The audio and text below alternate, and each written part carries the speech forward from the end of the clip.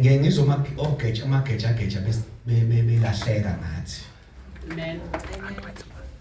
Bethi sikhonza abantu baseBhayibhelini.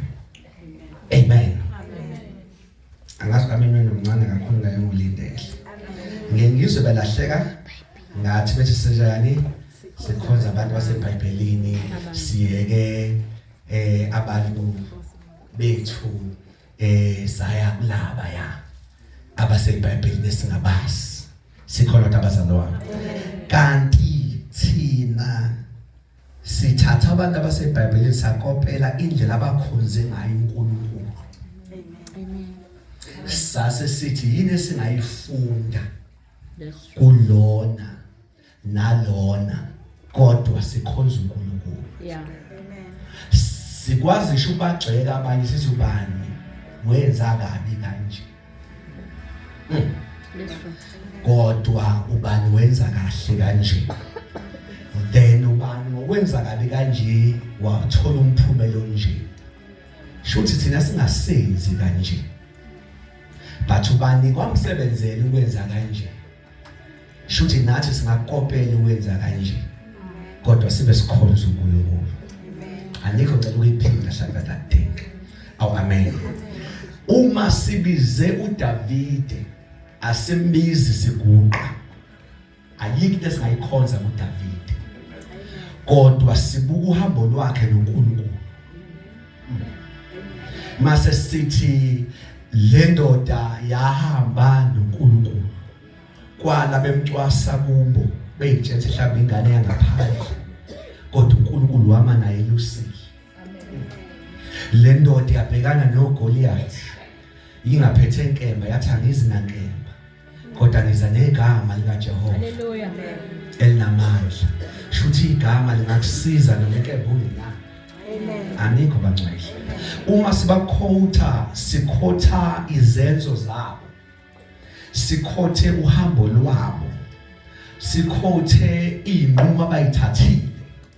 Sikwazi ukuconclude egcineni ukuthi mangithatha isinqumo esinje sengiyazi ngophumelaphi ngoba ukhona owathatha isinqumo esinje njengoba dekhotha umama lapha phambili ukhona owathatha imali yokugcina wahamba oyiphosa ealtar ngesikhathi eyiphosa wanyakaza uNkulunkulu wathiwa kwaphoswa inkonzo ngenxa yomama onikelile wamiswa inkonzo wathiwa yime kancane ake ngichaze ngalo mama niyazi lo mama unikele ukudlula nina nonke.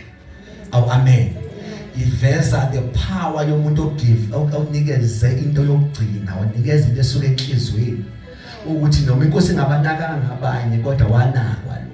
Sikhona kodwa abazalwane. Uma sibakhotha sithi ubani uhambe phezulu kwamanzi uPeter. Asikhonza uPeter. Amen. Sikhonza umenze uhamba phezulu kwamanzi.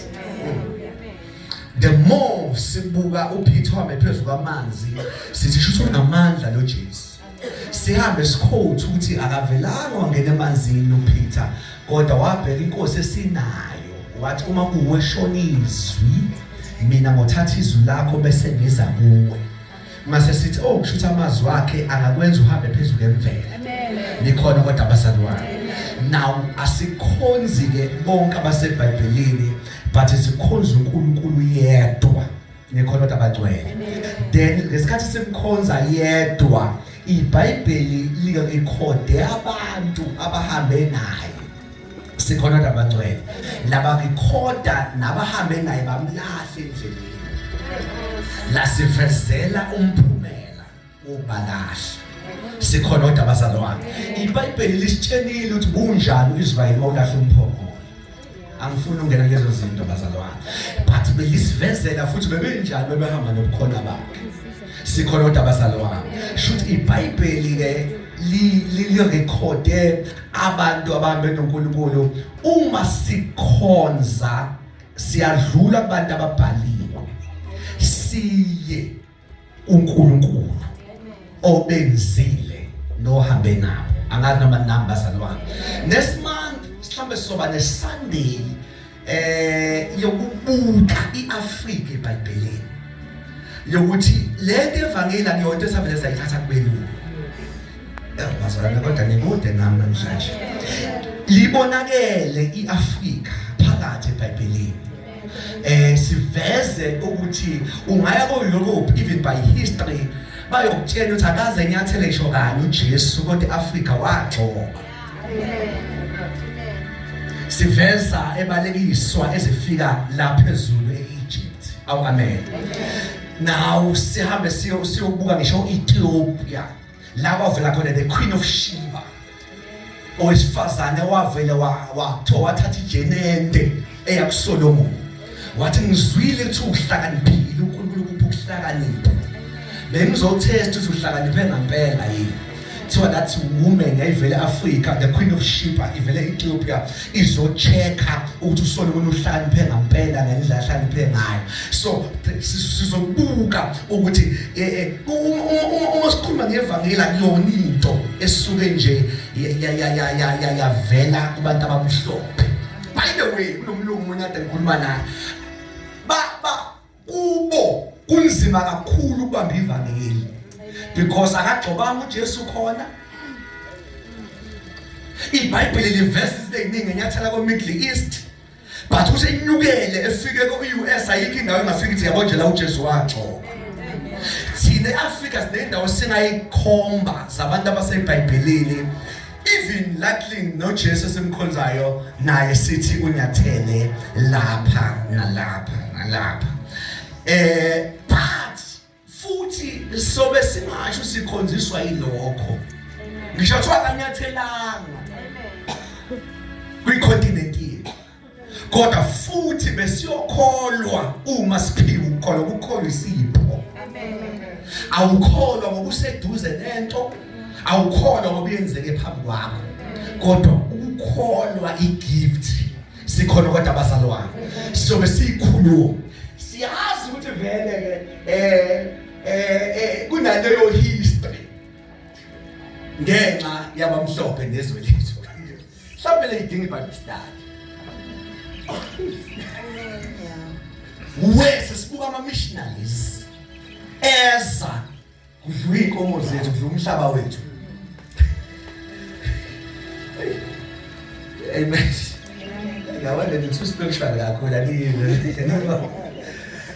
Because uma sesiza lapho into ababuhlungu eyokuthi laba baphethe lezi indaba ezinhle yibo futhi laba abadla izinto zethu. But kufanele manje sibuke ukuthi basuke eMiddle East yini nabo besuka kwabamhlophe. Ngoba ababamba ivangeli balibamba lingasuki kubo base belisebenzisa kabi beliletha lithi siyafanele sidluthi lasukaphi kahle kahle. Amen. Then but into iBible study leyo kuya le. Mhlawumbe sokhuluma ngosifazana bambakanya mhlawumbe uMiriam uEsther noAbigail base nginyeka ngithandaze siphume. There are so many. Mhlawumbe there are almost 13 abangibusisile, but we'll get time for all of them. uNkulunkulu esiphile. uMiriam MCO last week ukhulume ngaye very powerful. Nani ngekho. Amen. Amen.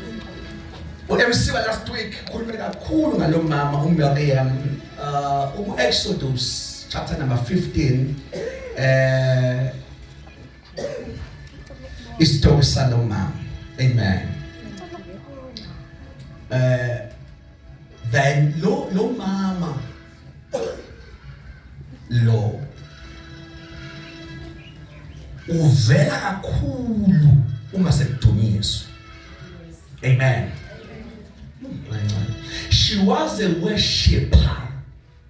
Mase kuthiwa and the prophetess, because kuthiwa mayidumisa wayivele minister esebenzisa indumiso ukwenza inkonzo.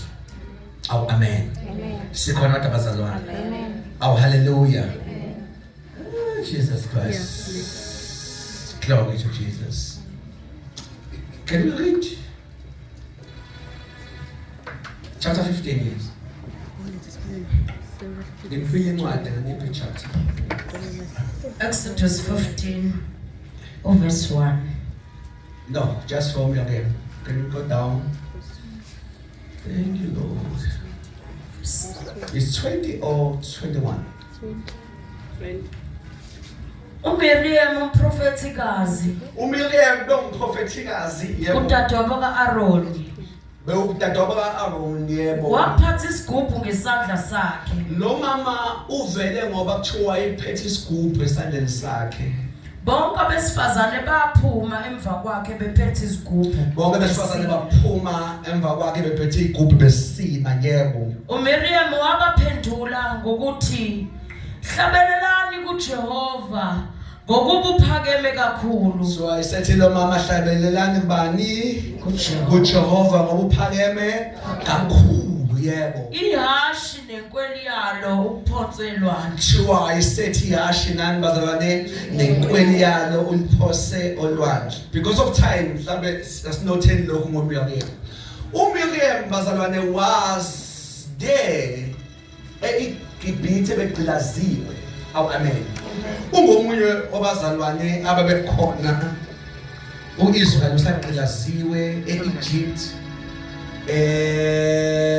then as bewudade ngoba kaAroni we know ukuthi Aaron vele unalento cousin noMoses so should be family la with uMoses amen then iBhayibheli alisitheni okuningi ngalo mama uma bese seGibhithe noma ungadlala but amen abangeke ngempela amen let me try to speak like amen hallelujah now uma lo mama ese ephakathi asizwa lutho ngaye lapha ya in fact asizwa ngama individuals lapha eGibhithe sizwa nje ukuthi kwakunesizwe sizwe igama lomuntu amen ngoba noMoses sizwa ngaye ngenxa ukuthi uThixo wayefuna ukumsebenzisa amen ukuthi uMoses usinde kulawo bafana bonke babebulawa noma wakhe umthathe umthulise emfuleni kanti emfuleni uzocoshwa iprincess yaseGibhithe ithi izoyigezela then yamcosha ngakho legathi Moses lisho okhishwe emanzini nikhona ndabazalwane now uMoses ekhula wakhula phakathi esigodlweni ngathi ngisho kahle esigodlweni kwi-palace wakhula epalace umuntu wezizwe kodwa ngenxa yokucoshwa indodakazi yasepalace wathola uMoses esephila kahle more than ukuphila kahle wathola imfundo esezingeni uMoses as a prince yala waphathwa kahle kuthiwa lo mama iprincess yamphatha as ifingane yakhe yangempela and inhlanhla kaMoses uma kucinguneni kwavele kwaqasha uma wakhe divinely kwavele kwaqasha uma wakhe we believe as ama-Bible scholars ukuthi uma wakhe kwakubalekile ukuthi kube uyena unini ukuze njalo mayemgeze emthulise emfake lento ukuthi wena njalo uyena wana uthene kukhula ngesiqu ebamdala njengeprince yala ekhaya ngaphakathi kanti kubhizi kuyakhula ubuhebheyo uma wakho lokho ekufaka ukuthi njalo wena umhebheyo wena uyena wala wena isizwe sikaNkulunkulu then lithi iBhayibheli to cut the matter short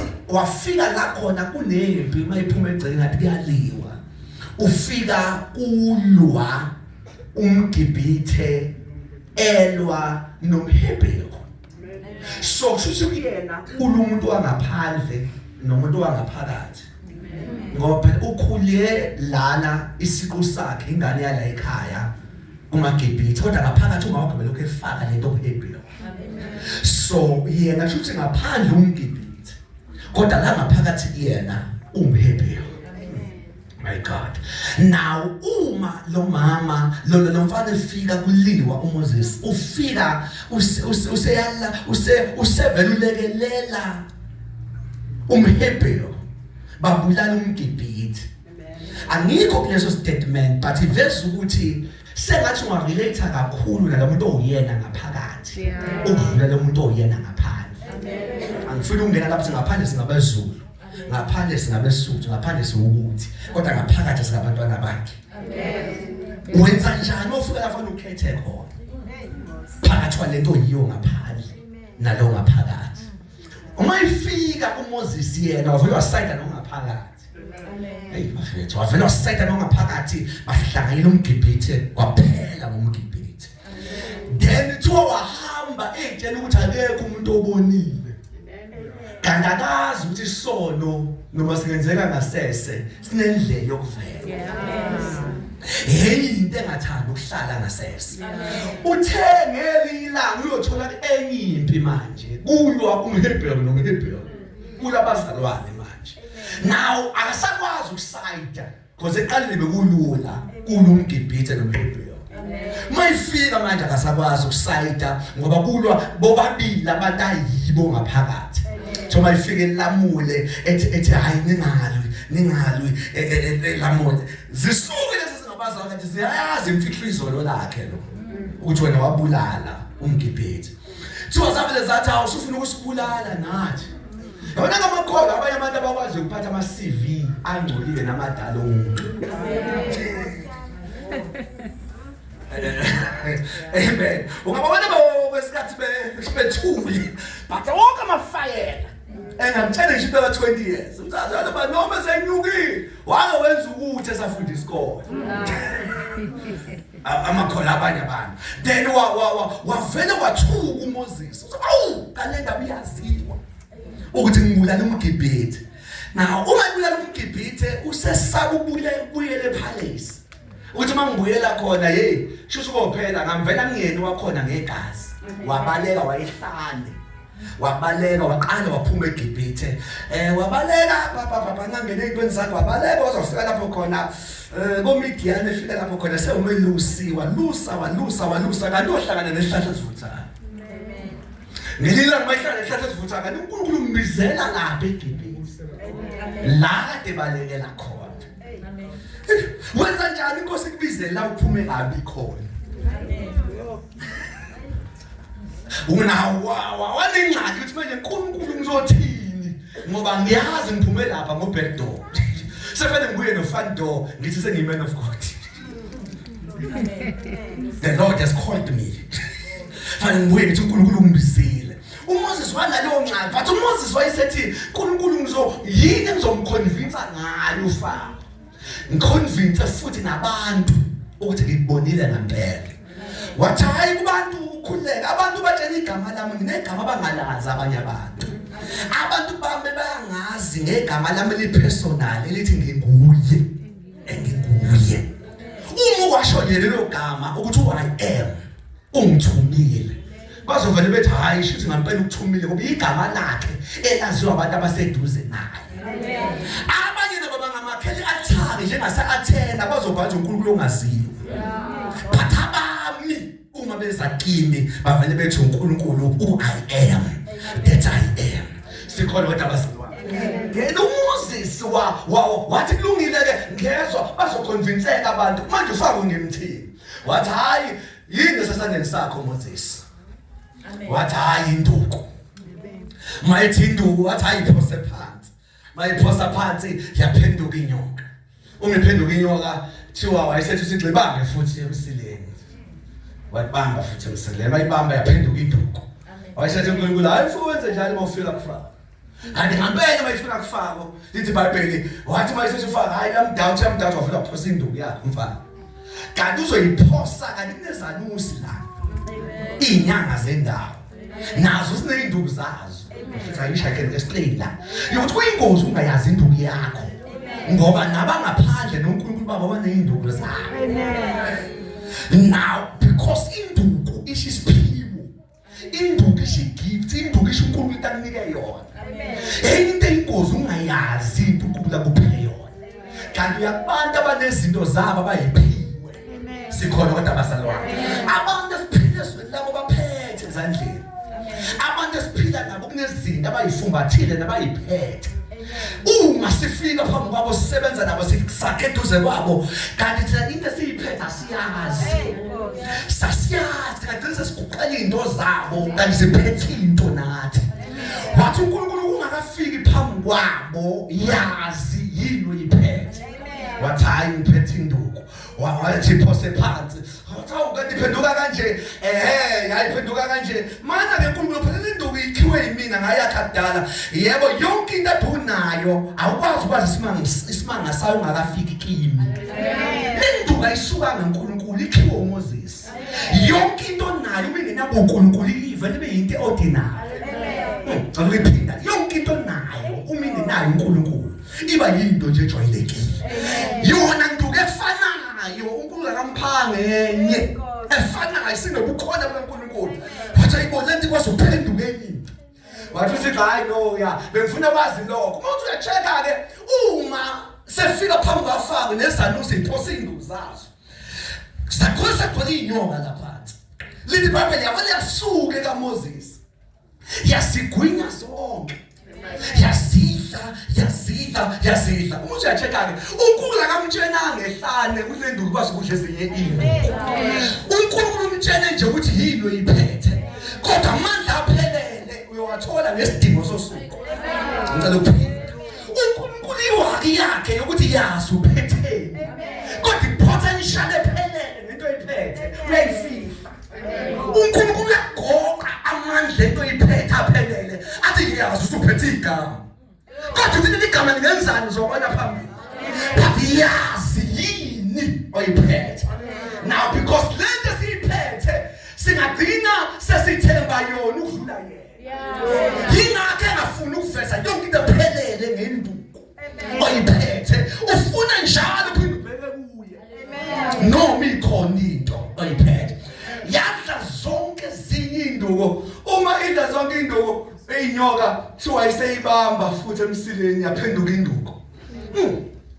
angazi ngene kanjani la sho manje uMoses ungene nenduku kodwa waphuma nenduku esikholelwe induku amen shuthi izanusi zakaluza onke amandla ngoba wonke amandla aba isephakathi kule nduku ngingamemeza sisiphethe into ebazukudla onke uhlobo lamandla uhlangana nayo is like whatever sokatheka fanele yazi yaphela ngayo ngalelo langa yonke into ezaphambi kwakho fanele yazi usingenzeka igwinyeke ngoba lana lento iphethe inamandla okugwinya ngoba ngithini umthakathi into nethakatha abanye because mhla ithakatha wena kophela uthakathe kwakhe yonke into ehlasele wena iyaphela ngalelo langa ngoba into iphethe kwazi ukugwinya esinye izinto church Kama chuthi lesuhlobo lingasaba ukuhlasela esidabukelo hlasela uthi uyazi ukuhlasela ba mina wangihlasela kuba sengathi into yakhe ayisebenzi kanti ngayasebenza usengabi umuntu onamandla phezulu wonke amandla into engiphethe ingamandla adlula wonke amandla we see that guy as a character yenza seziningi eGibhithe kwaphulwa uma kuphulwa in chapter number 12 sebelungiselela ukuphuma mhlawumbe won't read there you will see the negotiator betafuna ukuphuma kunezifuna ukuphuma nazo sethiwa phumani babani bathi no before siphume sicela isiliva before siphume sicela igolide before siphume sicela yonke impahla yethu nemfuyo yethu so wabuza ufake nifunelani wathi hayi sikhonza uNkulunkulu okhonzwa ngempahla inkinga ngesathi igolide abantu uzofuna isiliva yonke isinawo siyayicela ukuze bayifuna noma yini evele esifune kanti sinayo ngicela uphinde ngimemezele church le akusiza ukuphunyuka kwethu nakusala impahla yethu ngaphandle because ukusindiswa kuyenzeka siphume thina kanti izinto zethu yisele eGibhithe lana uIsrael washaya phansi wathi yebo siyavuma ukuphuma kodwa sicela ubala ilist isiliva lethu sihamba nayo igolide sihamba nayo bazalwane ngingakusho emini ngithi zonke izinto zethu asishiye eGibhithe ezekhulule thina akakhulule nempahla yethu ukuze mayifuna ukukhonzwa ngento asingasweli into esingamkhonza nayo ngicela ukuphinda ngimemeze lokho yonke impahla yethu ngabe isiliva lethu ngabe igolide lethu ngabe imfuyo yethu uma nje kusegameni lethu akusali la sasibanjwe khona siphuma nakho. Siphuma nakho senzele noJob ayefuna ukukhoza. Miriam ufuna understand my daughter isigubhu sithathana. Lesigubhu akasikhandanga lana. Lesigubhu sithathe lapha ya eGibhithe. Uthema thatha isiliva nomama olathi mina ngifuna isigubhu. Isigubhu sisymbol yento bebeyisebenzisa as a tool of joy. I-celebration i-victory. Isigubhu bebedlala babenqobile. Lo mama unokunqoba ekhanda kodwa akankotho. Inakwaba nento ethi ngalila ngisazoshaya lesi sigubhu. Ngoba mhlale phuma kashayana. Mhlale phuma wayesiphethe kanje. Waphuma siphethe kanje. Bahlangana nolwandle. Wathi hayi noma ngavimba ulwandle. Mangivinjwa ngisilahla isigubhu. Wahamba phakathi kolwandle. Wathi ngihamba phakathi kwani. Kodwa ngiyilahla indumiso yami. Isigubhu ngiyasigcina. Sangenzelina inkosi yongikhumbula ngayo. Nayo inkosi ngikhumbula. Angifuni ungabe nayo into engishayela yona.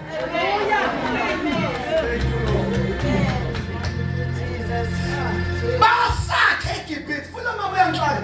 Kudilaziwe yena ubhizi ukhanda isigubhu. Haleluya. Ukhanda i-instrument yendumiso. Baqinazelwe. Wasithunga isigubhu sakhe. Haleluya. Thiwa wasithunga wazi watshela ngisho abantu besifazane. Ngoba la ufunde khona uzwile ukuthi akashanga yedwa. Wabalida. Sho uzokufaka komama nosisi. Uthi ungaphili isigubhu sendumiso ungenazo. Haleluya. Ngoba sakheki masuphulukile olwandle. Uchapter 14 bangena olwandle olubomvu. Mama phuma. So wathi hey, sangisukela leyo mpahla. Kodwa ngimemezela ukuthi unosuku ozophumela kuyo.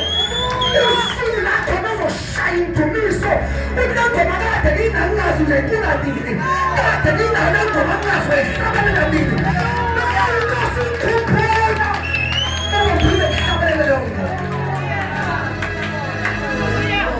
May you sing the song of God during this event. Ngicela uphinda ngamezela. Sakathi ungakuhlabela ingoma kade lokhu ngisevile. Ngamazi thina bayibathi it's a wonderful day. Uthi uyayithanda kodwa ayiquleki. IseGibhithe kodwa iqine. Haleluya. Iqine ubulolwandle iqine. Kodwa kangithi uchapter 15 wakho yesa. Lapho khona you will sing the song of joy. A song of victory. Who is Miriam? Miriam is a worshipper. Not just a worshipper, but said for your life. She was a worshipper, a prophetess, a person that knew ukuthi ngeke inkosi isiqinisela. Ngeke inkosi siyeke sinje yaba nalo iso lokubona usuku lungekho. Amen. Oh God. Wathi makabonga uNkulunkulu. Ohashi nenkweni yayo. Haleluya. Uliphotholo wathi. Thiwa beseshaya. Thiwa maseshaya wathi bonke besifazana baphuma. Kuyizwa bengilandele. Bephethe zabo. Sabashaya. Zema ngifunda ngoMiriam. Bathi inkosi ngisize ngithunga isigubhu sami. Noma semnyama. Ngisize ngithunge noma kuthiwa ngiseGlass kwi-exile. Ithemba lingekho usithunge. So wasesifaka intambo lokho esigaxini. Ngiyazwa ngedwa nje lokho esigaxini nje. Amen. Lokho esigaxini.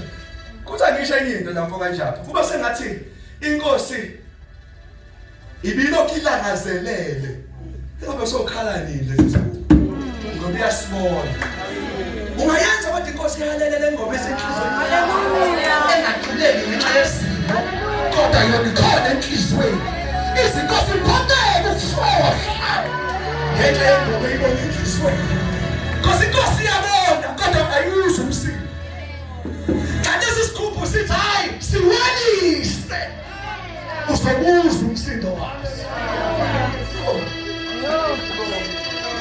Asibhali ingoma zosizi. Amen. Uma siphakathi eGibhithe. Kodwa silungise instrument yeworship. Sithi sazokhanya.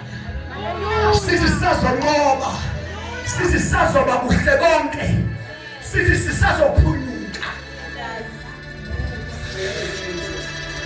To them, it was very unique thing kwa Israel. Sizokhumbula abanye abathi mabebhala ihubo labo bathi ngasemfuleni yaseBhabhele sahlala phansi sakha sathatha amahabhethi sawaphanyeka ezihlahleni bathi sicula ingoma sathi hayi sicula kanjani sethulweni shuthi yabona ukuthi ihabhu lihleli likhona noma lingadlaleki njalo kodwa hlezi likhona ngoba ngenzeka ngomsombuluko evele ngifohlele uma ngifohlela fanele ngenze umsindo ngalelona ngithi bayede kwasephakemele bayede kwasefohlayo wazashintsha isimo sekhaya nami thuma isigubhu sakho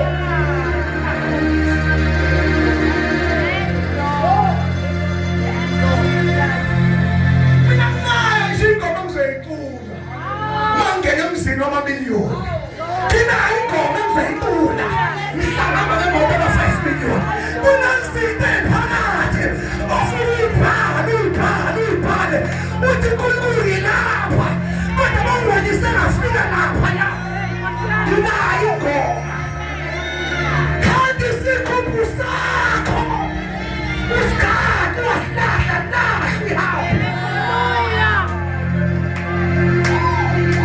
oh shandaba Nekweli ya Omtatile Apostle You must have the instrument of worship. Can you say worship? Must be Sibona that character It's high Yathewa nje instrument Yomcimbi kodwa umcimbi unga Hallelujah. Wenzela usuku lakho uNkulunkulu ezokwenza khona umangalisi. Let's be close lo mama. Ngizama ukucover laba bani. uNkulunkulu wayne sure ukuthi ngodunyiswa ngawolwa. Amen. Ebonani ubona mahaba. Amen. Akumele sithi kumenze eqagele ukuthi uzokuluza yini. Uma Hallelujah. Hallelujah. Amen. Kunengoma khona ijwayele. Yabona lethi inkululo la ngabe sekwenziwa. Ethangeke ngithule. Amen. Nginobufakazi. Yabona ngoma menze adjustment lapha ngithuleke khona. Ukuthi vele izimo sisithule. Kunokuyihamusha moyizwa. Uthi kodwa ngeke ngicule nje ngisele. Hallelujah. Akuyona namhlanje. Kodwa yona nje angijwayele amagama ayo ngireserve. Ngijwayele ibeat yayo ngireserve. Lilodwa ilanga lasomisa intende ekhulu ebhekeni kwami kungaziwa uzongcwatshwa. Lakhona sizothi nami uNkulunkulu ebhekezele. Akuzokusaba amatende ikhaya lekhaya. Amatende Thanksgiving. Ukuthi wayede uNkulunkulu. Usizobangihlekisa futhi. Usizobangihlekisa futhi. Usizobangihlekisa futhi. Usizobangihlekisa futhi. But there is Esther. Oh God, what a character.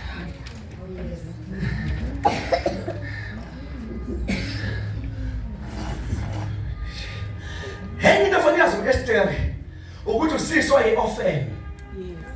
Engena baba. Engena mama.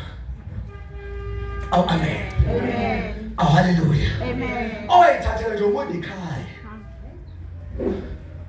Wamgcina njengengane yakhe. Amen. Okay. And often engenamuntu in a foreign land. Oh, umuntu ohamba engazalwa. Amen. Oh, amen. Amen. Kanti inkosi la into ezokwenzeka kuyo iyothi jabulile ibize umkayo. Mayibize umkayo kanti umkayo uyodelela. Ngithi uVashiti. Umedelela uVashiti engezi inkosi imizi. Ngifuna understand Esther ukuthi akuyena umuntu oyintandane. Amen. In the beginning of the script intandane. Yeah. In the beginning of the scripture inakhuzana umuntu wokhamba, umuntu nje ongelutho kulelizwe.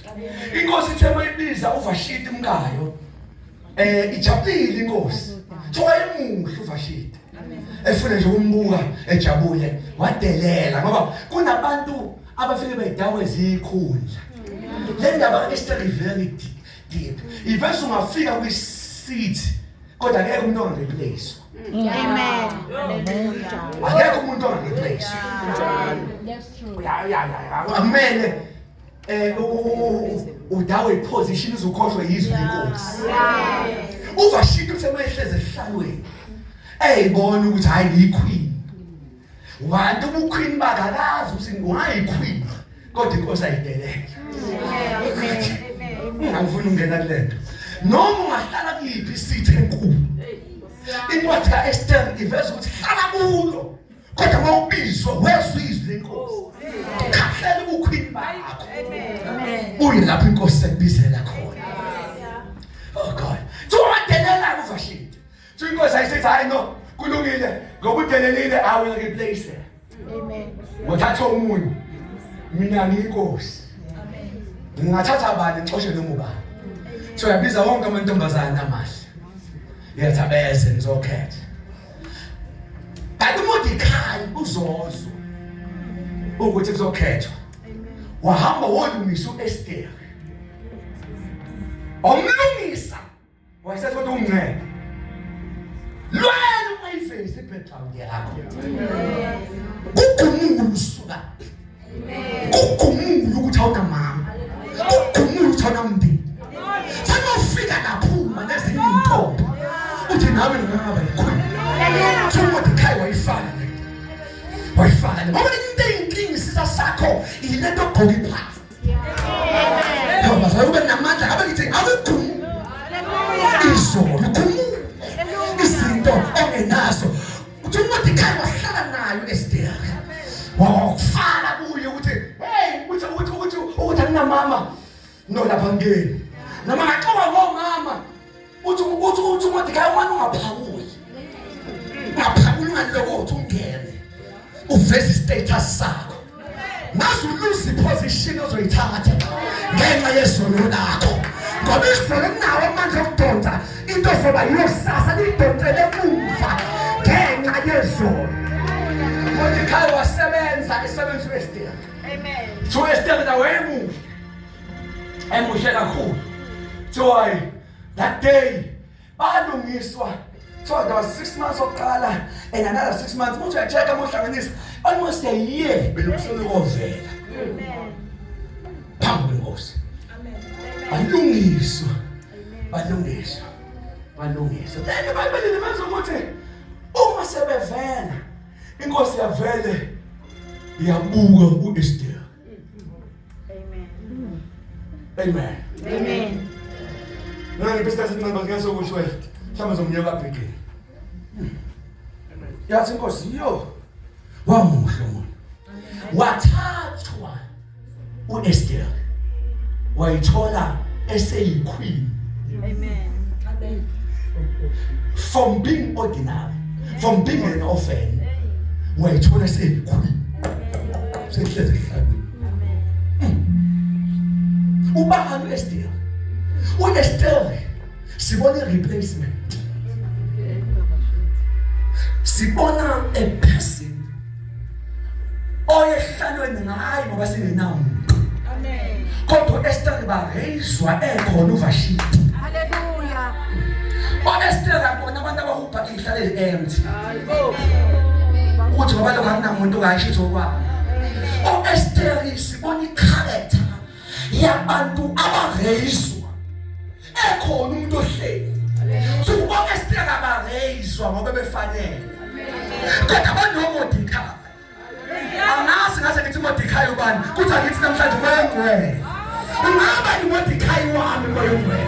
Ngihlala namakhoneni. Ungitshwele, ungiphune, ungilungise. Ngizengikhohlwa ukuthi ngivuke emakhaya. Ngizengikhohlwa ngizalwe phandle komshado.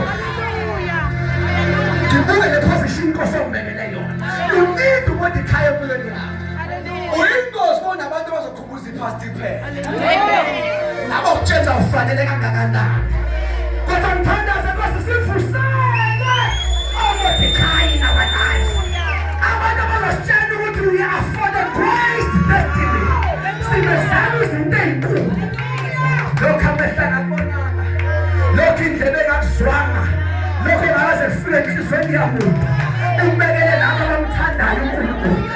La ngiyakhona afana la ngisuka khona. Kuthi angimemeze ngithi kukhulu la uyakhona. Kuna lapho usuka khona. You need uModikhai. Now, Esther esengenile kwi-position. Ayinto kuyigaba Esther. Ayiwuthi kanti khona la okufika khona isikhathi la khona inkosi ifuna ukubhubhisa amaJuda. Amen. Ifuna ukubhubhisa amaJuda. Sethiwa inkosi ifuna ukuqeda ngapha. Wangezwa uEsther. uModikhai wezwa. Uthe inkosi izoqeda ngapha. Ngicela ningamsela umlayezo kuEsther. Khona ivesi ngisho bese ngifunda kuphela kuEsther. Chapter 4 verse 14. Ningitshelele lamazwi uEsther. Namuthi ngisho lawo mazwi kuwe. Chapter 4 verse 14. Anybody sifile. Ningitshelele nje lawo mazwi lawo. 4:14 yebo. Esther 4 verse 14. Yebo. Ngokuba uma uthula nokuthula. Lana uModikhai uthi weEsther ungalokhu uthula. Khona lokho ethi kumele umuze engaphenduli. Uthe uma uthula nokuthula yebo. Ngalesi sikhathi. Ngalesi sikhathi. Ukukhululwa nokuphulwa kwabaJuda kuyakuvela kwenye indawo. Uqalethi lo uNkulunkulu ke uNkulunkulu onganqini uthi into engayithatha. Uma ungafuni ukuza nempendulo. Amen. Kodwa khona sokukhulula. Usiyami. Yabona ke uModikhai wayine-character by the way. Uyadeserve ukukhululwa ngaye. A person okwazi ukuyizwa umuntu ongafanele. Nala uyayizwa nje ukuthi yakhe impisi iyavutha impi.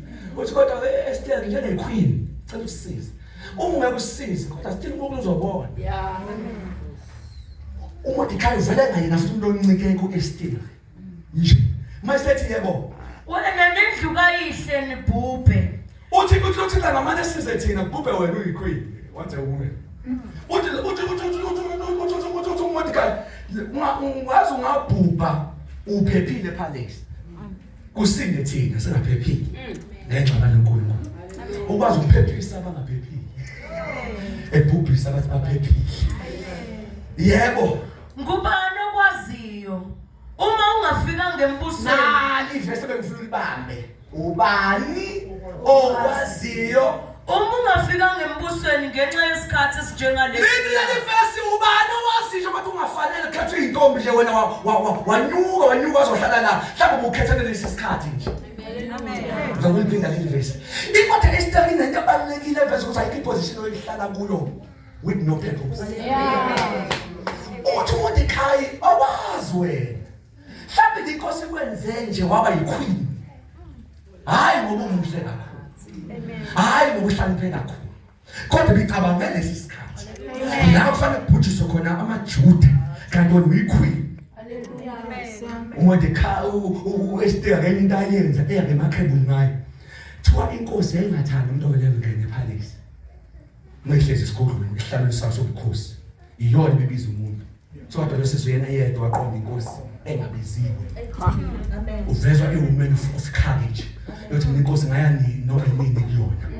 Angilindi inkosi engibizi. Hallelujah. Amen. Mase ke amaBible scholars aveza ukuthi leso sesa singambulala nje ukumbulala. Kodwa indlela enesibindi ngayo.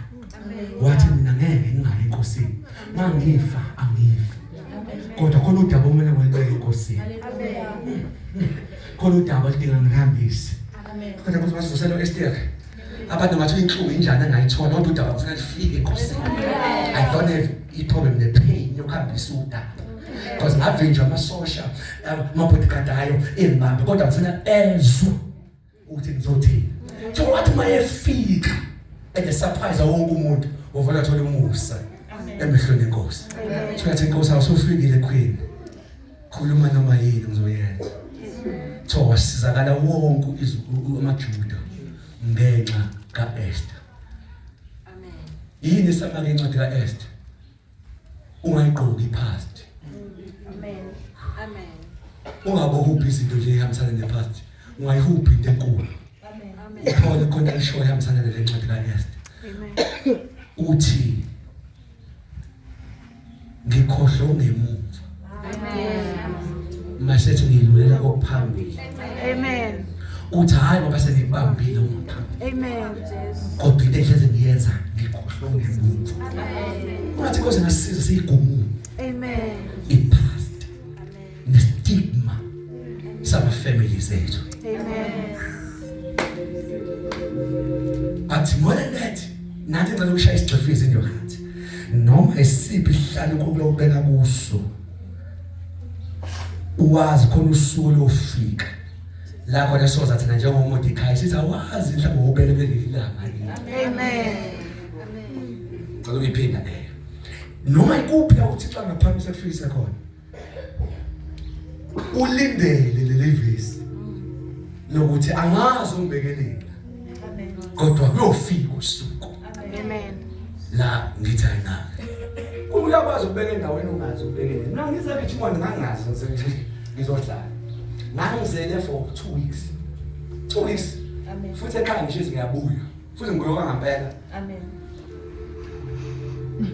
ngibuya futhi wangaphela ngize ngiyabuya angiyazi la Richmond yakhona noma ngifika ngehla lapha eKFC ekhona ingangibona engichazayo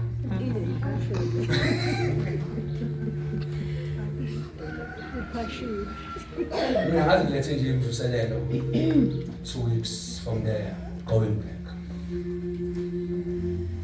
but uNkulunkulu akakutsheni into ngendawo ngila ngoxoba ngalo kwesikhathi kuphela iminyaka u3 masuze inkosi kananzi into ngilethele yona kule ndawo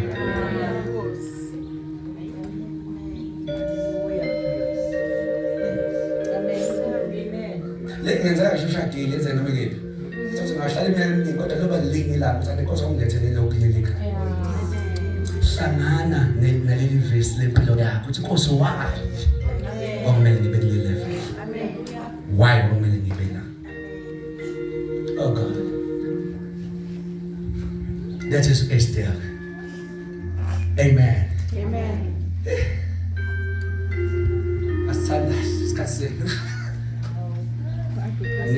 nijahila amasobhena yaphola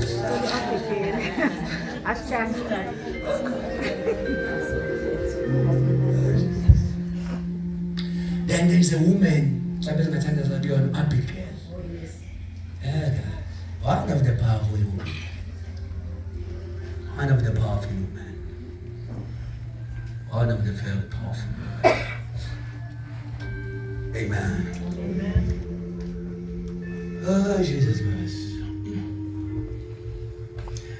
angazi ngizothi ihlungu impilo kaAbigail noma injani akadumile ngento eyiningi yena udume ngokuthi she was a peacemaker wavimba fanele kuchitheke igazi wangena phakathi nendawo wamimba engabulala inqwaba yabantu amen Amen. uAbigail beno umyeni wakho uNabali thiwa waye very enenhliziyo embi a very evil heart kodwa ecene mali kanti uAbigail muhle kodwa futhi uhlakaniphile lona imbi inhliziyo kodwa ecebile mase kugcine kusamakazwa ngaye ukuthi he was a fool, beyindoda esilima, foolish man.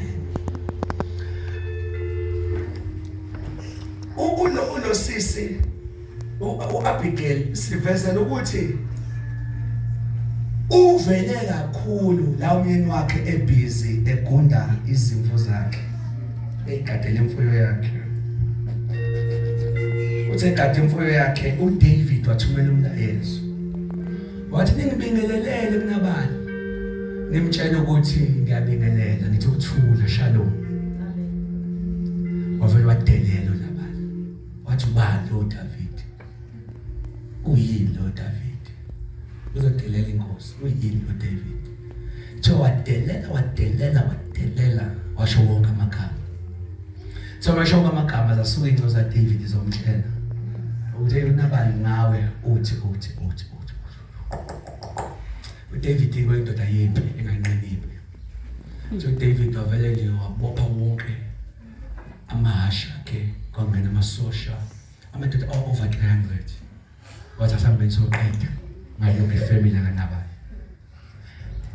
iBhayibheli mase liveza uAbigail lapho nje impi sendleleni.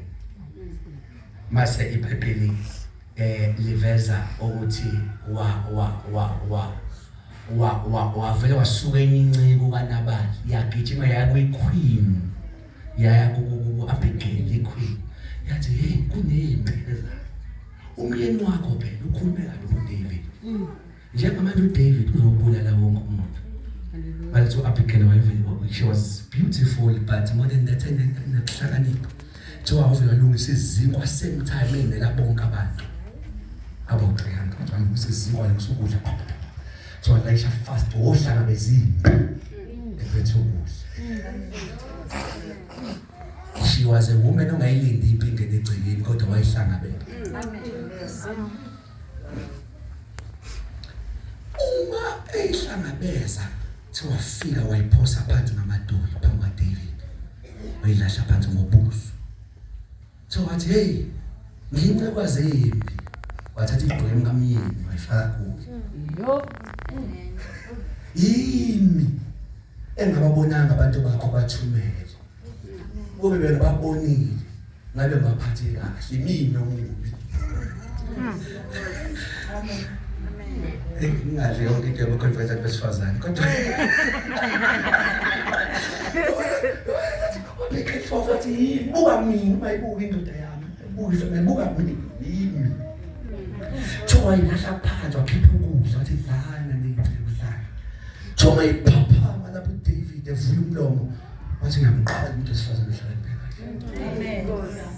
Thowa wathi uNkulunkulu makabusise kodwa isholo uDavid uAbigail uthi asize mina bengizongcwesa igazi izandla zami namhlanje ngibulala uncede mina.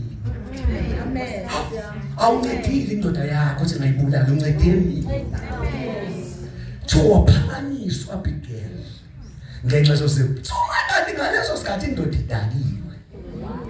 Ayazi naminyaka. Madoda ethu kodwa. Bese ngathi khona ngosifazane madoda ethu kodwa.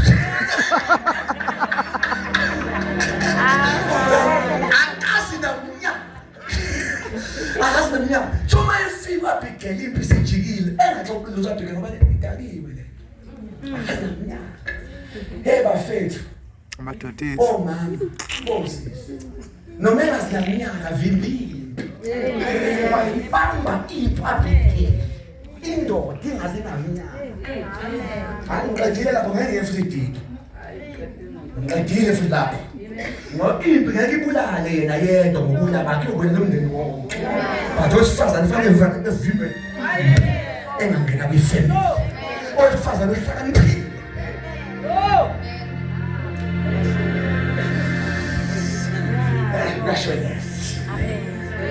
Shwelezela imndeni wakhe. Yami impi wayilinda lenkonzi kuze kuphele utshwala ekseni. Toyathi ivuka nje. Wathi hayi ngabe ngubi ngingamxoxeli lo baba unokulaphi ingenxa yakhe. Hey waBigail usifezela uhlobo lokuthi uyakwazi ukuhlonipha kodwa khona usuku kufanele uveze amaqiniso ukuthi hey kodwa uyangazi kodwa amagalelo engiwenza ngelinga uyazi solubuzo obulawa nengane zonke waphakama mina so yakhala indoda athi ukanti kufanele kuphelile nami wathi abegele kufanele kuphelile sonke iBhayibheli liveza ukuthi wakhala base iBhayibheli lingiqede so within 10 days inkosi avela ibulala le ndoda iBhayibheli liveza uNkulunkulu vela mjakolathi uDavid manje umlayezo wathi uNkulunkulu wakho kanti ngiyabonga ukuthi ngingambulali mina wena ungibulalela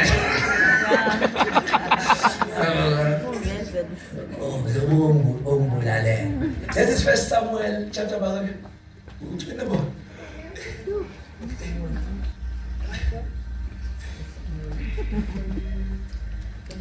Yes, it's 25. From verse 18, but if you read the whole chapter, that is 1 Samuel chapter 25. Don't let the heart be clean. Amen. Next time you guys.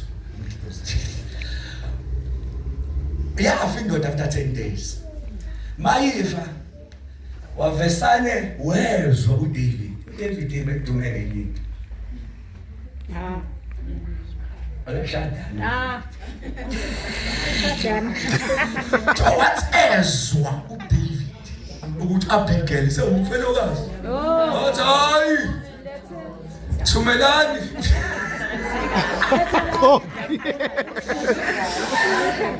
hayi mzadeni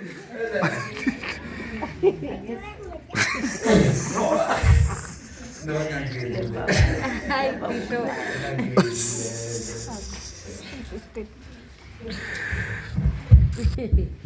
Amen. Jesus Christ. Amen. Okay. I don't get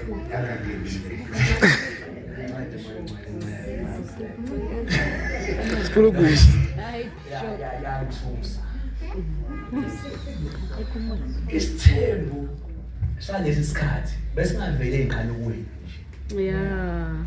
Inkosi bihlezi icheck iqhaza. Engenziwa umuntu wesifazane mayengafika la ekhaya.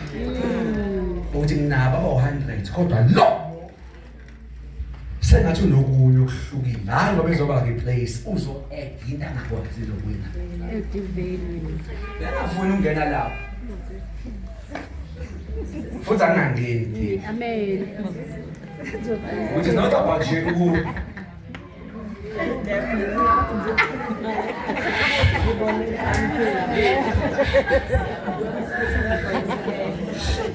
it's not about you.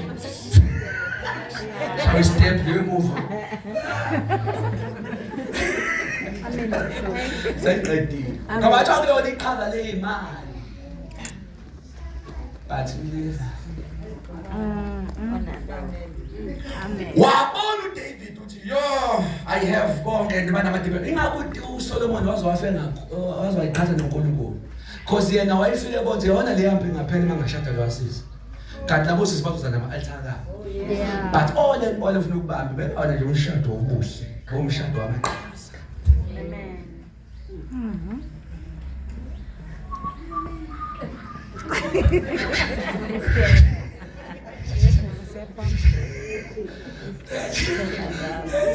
Wow. Wamthatha ke uAbigail. Uma mthatha Abigail, sho Abigail lo wayithola seyiqueen. David is uyinkosi. So masikhuluma ngAbigail all as I'm closing sikhuluma ngowesifazane owaviphimbo ungachithela igazi wangenelele ngathonyiwe ngenokuhlakanipha ukuthi mangigoqe izandla nami ngofa angonile kodwa ngilithathe owesifazane onjengoAbigail uyalithatha icala ethi buka mina wathi buka mina imoni kwasiza ifamily yakhe simene ngiyawuthatha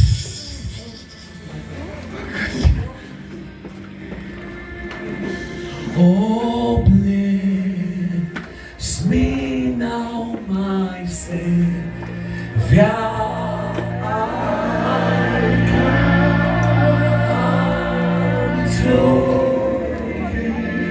Oh, bless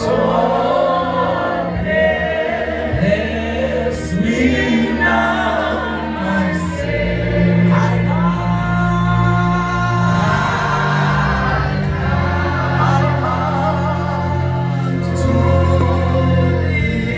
Bless me now. Bless me.